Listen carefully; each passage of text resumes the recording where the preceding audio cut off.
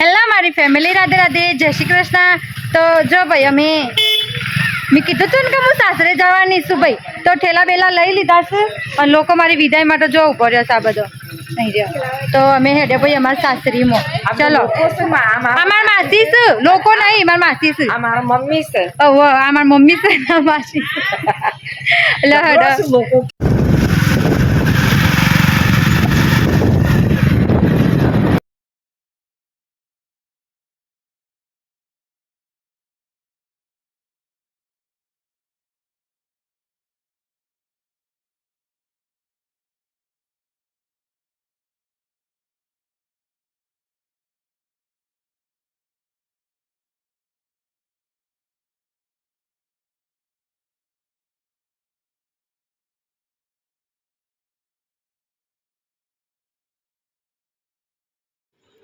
જો એકણ મને કશું સંભળાતું નહોતું, કારણ કે પવન એટલું બધું આવતું હતું, એટલા માટે હું વોઇસ ઓવર કરું છું।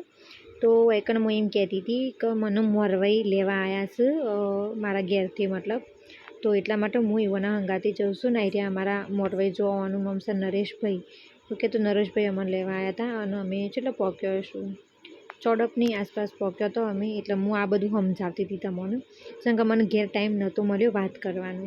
તો ચલો હવે ફટોફટ આપણે જઈએ અને બીજું કે હવે ઘેર જઈને થોડો વિડીયો હું બનાવી।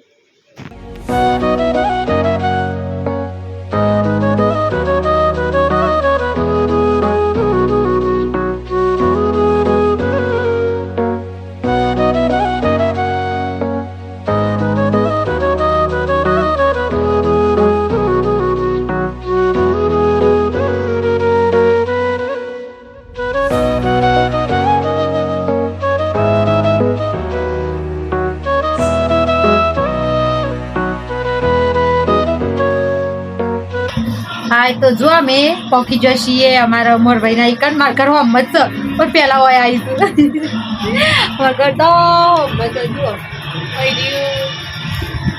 તો એકન મારું કરશે, પણ થોડી વાર એકન બેસીએ ને પછી એકન જઈએ જવાય।